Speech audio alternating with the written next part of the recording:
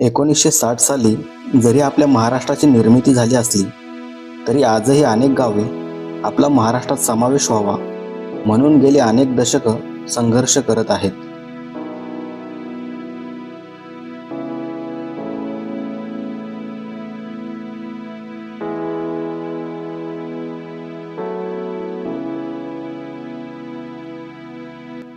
आज मी आलो आहे याच सीमा भागात म्हणजे कर्नाटक राज्यातील बेळगाव जिल्ह्यात असणाऱ्या अतिशय सुंदर अशा राजहंस गडावर.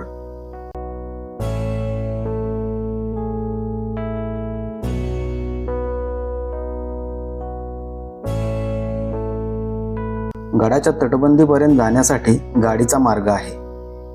मी गडावर पोहोचलो तेव्हा सकाळचे साधारण 9 वाजले होते.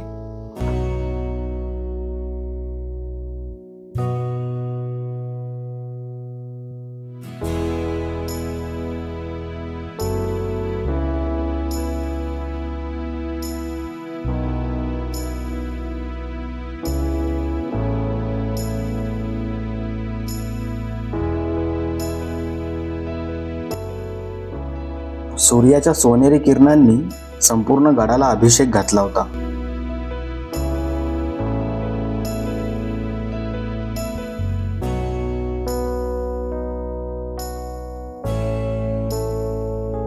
तटबंदीच्या डाव्या बाजूने पूर्व दिशेकडून बनवलेला सुशोभित असा मार्ग आपल्याला गडाच्या मुख्य प्रवेशद्वारापर्यंत आणून सोडतो.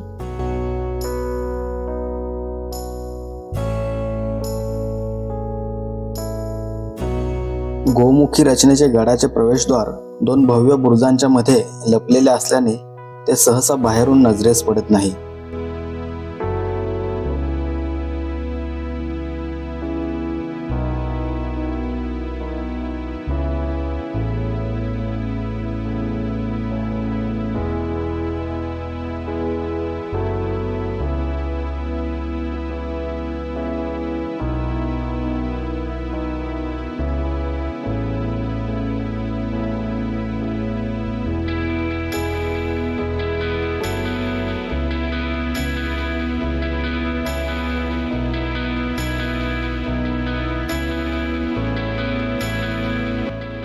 प्रवेशद्वारावर केलेली कलाकुसर पाहत आपण गडाच्या आतमध्ये प्रवेश करतो.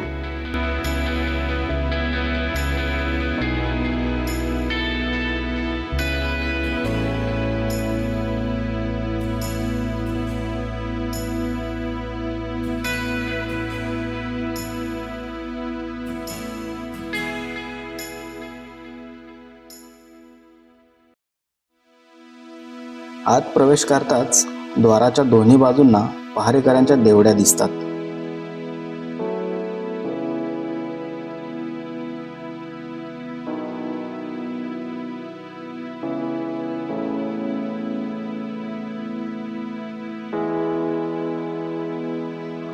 काही पायऱ्या चढून आपण गडावरील सिद्धेश्वर मंदिराच्या प्रांगणात येऊन पोहोचतो.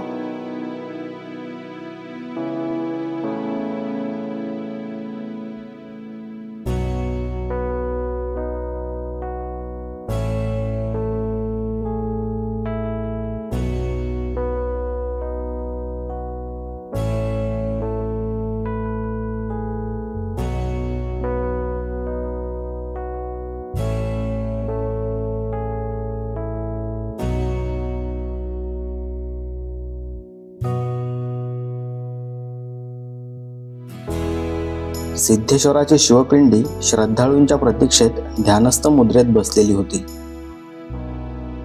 मी सिद्धेश्वराचे दर्शन घेतले आणि माझ्या गड प्रदक्षिणेला सुरुवात केली. इथे मंदिराच्या दोन्ही बाजूला अशी छोटी छोटी दुसरी 2 मंदिरं आहेत आणि या मंदिराच्या उजव्या बाजूला इकडे काही विहीर आहे बहुतेक. पण जिथे जिथे जागा आहे तिथे तिथे असं गवत किंवा अशी छोटी छोटी झाडं लावून छान सुशोभित केले परिसर.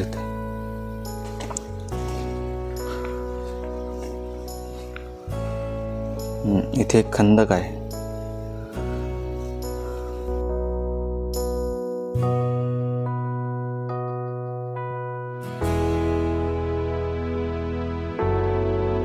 मुख्य बुरुजावर जाऊया, जो प्रवेशद्वाराच्या वरती आहे तिथे.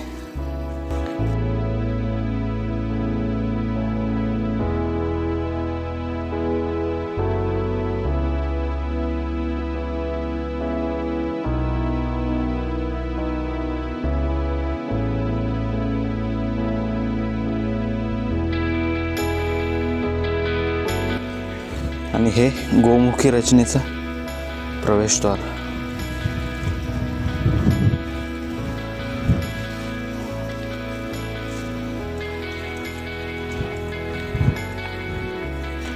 तटबंदी अजून देखील शाबूत आहे म्हणजे सर्व.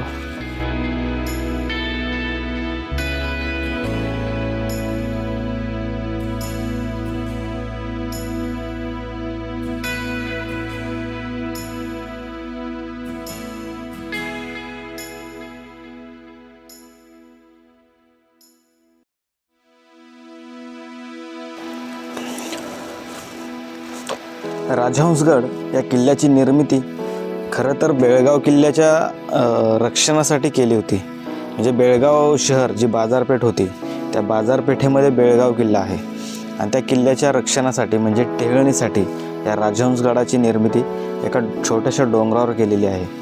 आणि या किल्ल्याचा मुख्य उद्देश हा फक्त टेहळणीसाठीच केला जायचा त्या काळी.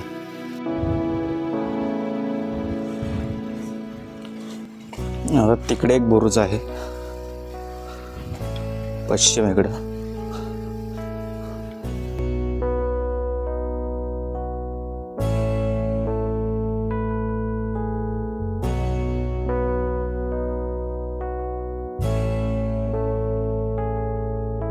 या बुरुजावरून दिसणारं खालचं दृश्य बघा. आजूबाजूच्या परिसरातील गावं दिसत आहेत.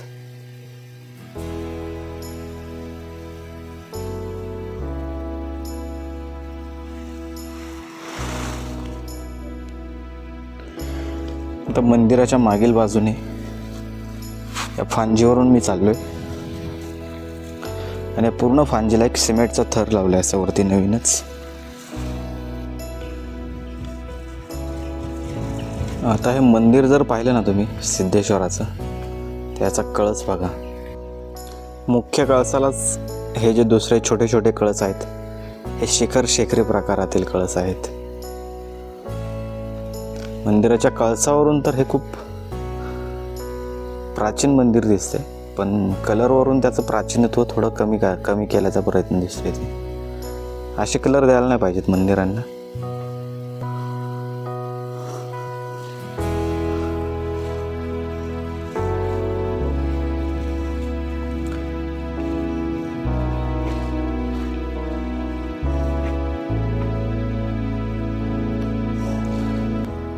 आजूबाजूला कुठेही डोंगर नाहीत.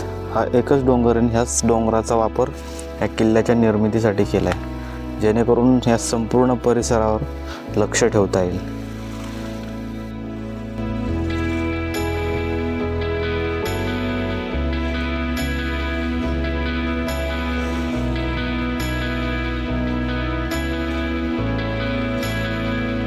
या बुरुजावर इथे एक भगवा ध्वज लावला आणि त्याच्या समोर एक बुरुज आहे.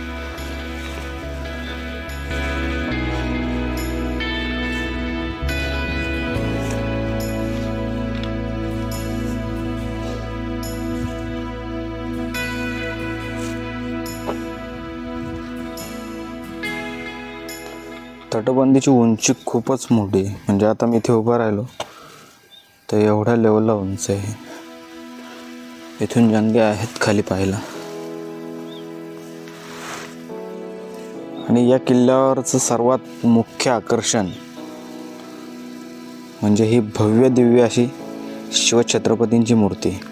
आता मी त्या मूर्तीच्या एक्झॅक्टली मागच्या बाजूला आहे. पुढून ती मूर्ती दाखवतो. अतिशय सुंदर मूर्ती आहे.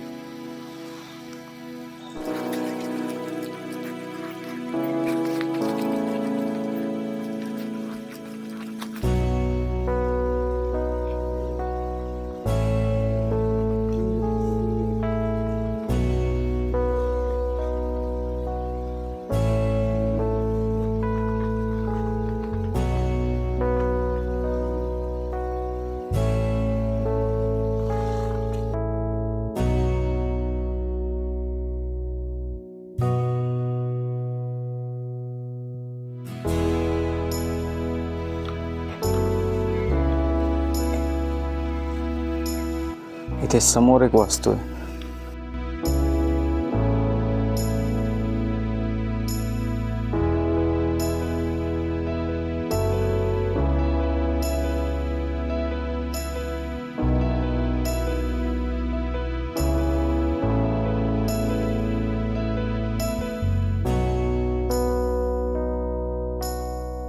इथे ही पाण्याची टाकी आहे आणि पायऱ्यांचा मार्ग खाली उतरला.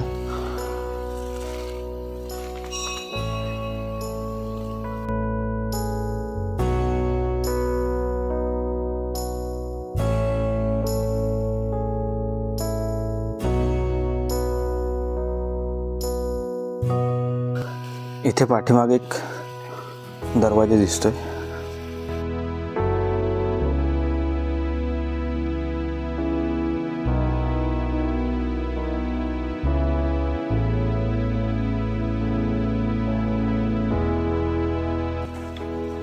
दरवाजा नाही, हे शौचकूप आहे.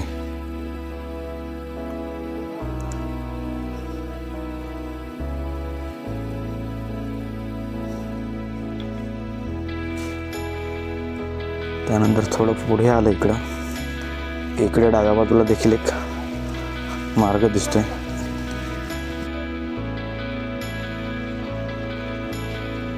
एक, दोन, तीन, बरीच शौचकूप आहे त्या किल्ल्याला. हे तिसरं आहे आणि ह्याच्या इकडे एक आहे. असं वरती फांजीवर जाण्यासाठी अशा पायऱ्या आहेत. इथे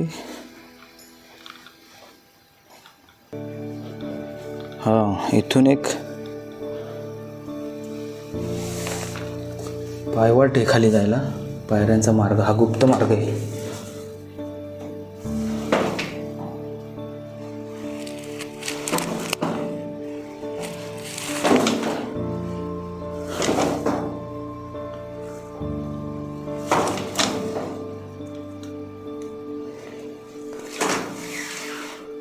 हा बाहेर जातो मार्ग बहुतेक.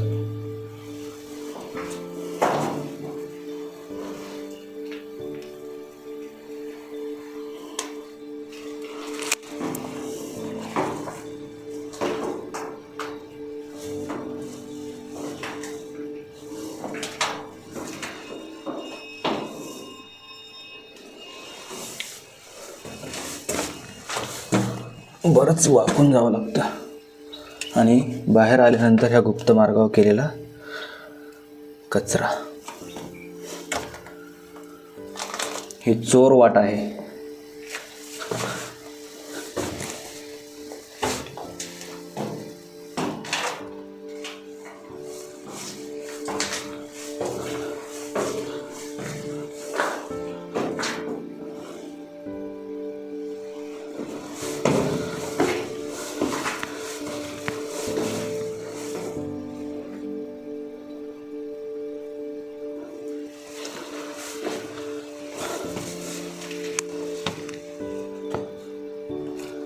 मार्गातून इकडे आल्यानंतर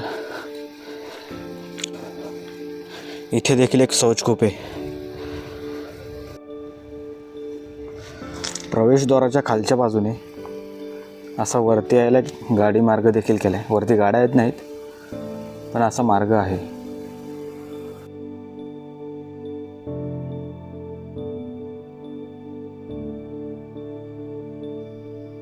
राजहंसगड तसा छोटासा परंतु अतिशय देखणा गड.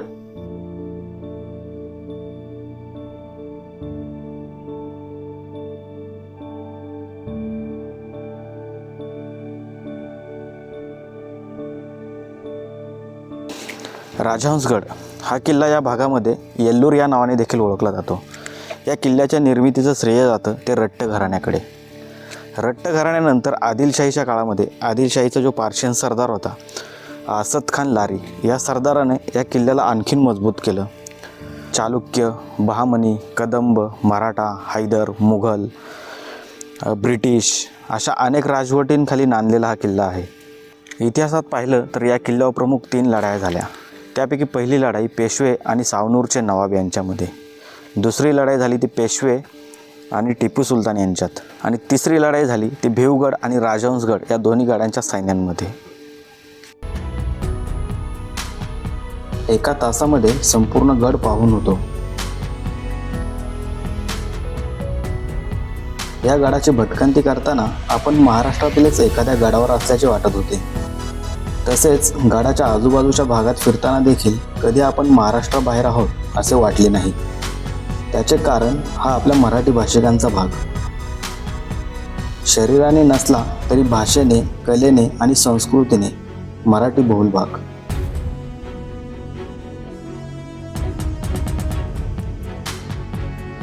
कर्नाटकसह गोव्यावर लक्ष ठेवण्यासाठी महाराजांनी या गडाचा अतिशय खुबीने वापर केला होता.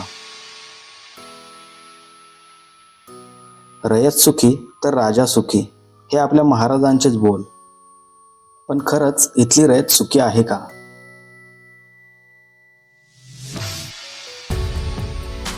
व्यक्ती स्वातंत्र्य असलेल्या आपल्या देशात आजही इथले लोक आपल्या हक्कांसाठी लढत आहेत.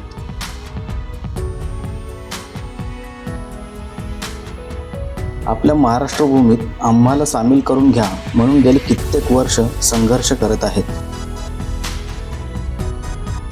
त्यांच्या या संघर्षाला यश मिळो एवढीच अपेक्षा.